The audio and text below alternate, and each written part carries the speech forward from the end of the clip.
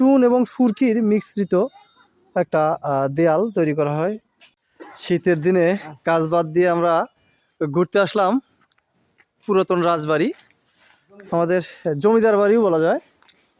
এখানে জমিদাররা বসবাস করতো বাড়ির পাশেই। এটার নাম শীতলাই রাজবাড়ি। আমরা যে ঘুরতে আসলাম, আমরা ধীরে ধীরে যাচ্ছি পুরাতন রাজার যে আসনে বসতো, আমরা সেই আসনে যাব এবং ওখানেই বসবো, ঘুরবো, দেখবো। পুরাতন, একেবারে পুরাতন রাজবাড়ি। রাজা রামমোহন রায় এখানে বসবাস করত, তবে নামে ভুলভ্রান্তি হতে পারে, কারণ দীর্ঘদিন পুরাতন রাজা, আমাদের সময় ছিল না।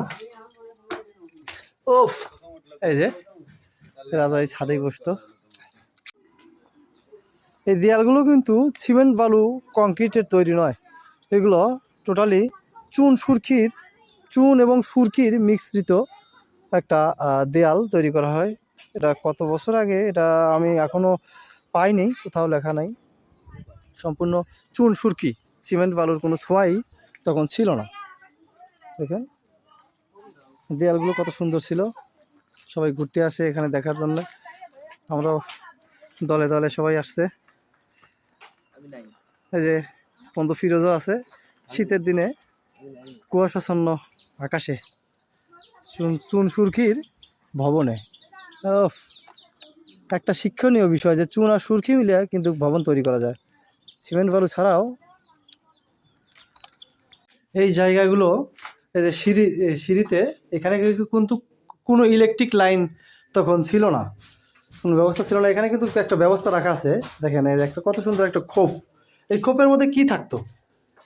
এই খোপের মধ্যে হ্যাজাক লাইট, যেগুলো তেলে চলতো, এগুলো থাকতো। এই সিঁড়ি কোঠায় দেখছেন, তখনও কিন্তু আলোর ব্যবস্থা একটা না একটা ছিল, তখন কোনো ইলেকট্রিশিয়ান ছিল না। এটা ডাইনিং স্পেস, এটা ডাইনিং স্পেস ছিল। তো এগুলো কিন্তু রুম, এক একটা রুম। এই যে রুম, এটা একটা গলি, এই যে রুম, ছোট ছোট ছোট ছোট রুম, এগুলো হল রুম ছিল। এখানে বসবাস করতে এক সময়, কিন্তু বহুত ঘর আছে আশেপাশে। এই যে বহুত রুম, এগুলো সব কয় ইঞ্চি এগুলো দেয়াল বলতে পারবেন?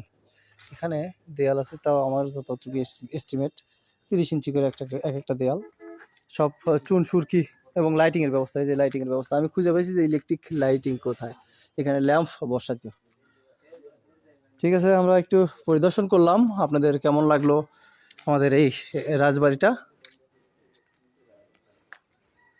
অবশ্যই কমেন্ট করে জানাবেন। এখানে